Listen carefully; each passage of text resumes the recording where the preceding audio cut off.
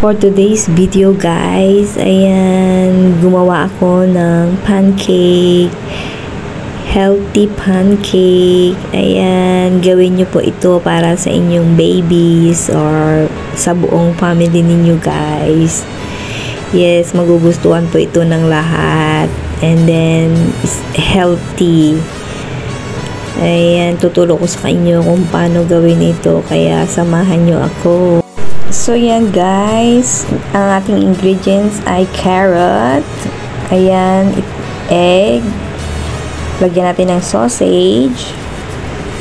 And then, broccoli guys. Ayan. And then, of course, kailangan natin ng plain flour para sa pancake. Ayan.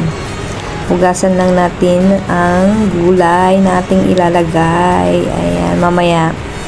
Ayan, nag-prepare ako ng plain flour. Depende po sa inyo kung gaano karami ang inyong lulutuin. Yan, lagyan lang natin ng salt. Ayan, asin. Yan lang yung mga kailangan natin. And then, yung itlog. Ayan. Ayan, tapos haluin lang natin guys. Ayan, para maging yellow siya.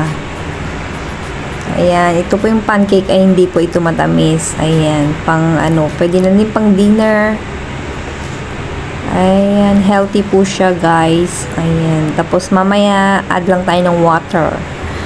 Ayan, dinagdagan ko na ng tubig guys.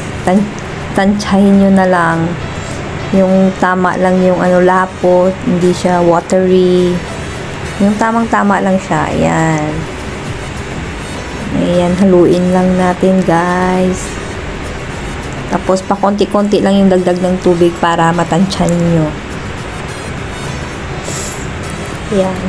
Ayan, medyo okay na siya. Medyo tama lang. Hindi siya malapot, hindi siya watery.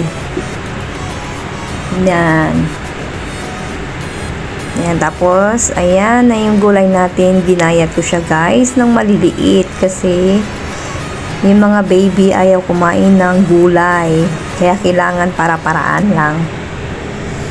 Kaya gagayatin natin tadtarin natin ng mga liliit. Ayan, para hindi nila alam na may gulay sa loob. Ayan, i-mix lang natin dyan. Ayan. And then, gumamit ako ng ayan, pangkudkod ng cheese niya guys. Pero pwede na sa gulay, diba? Ayan. Oh, ayan. Para ano.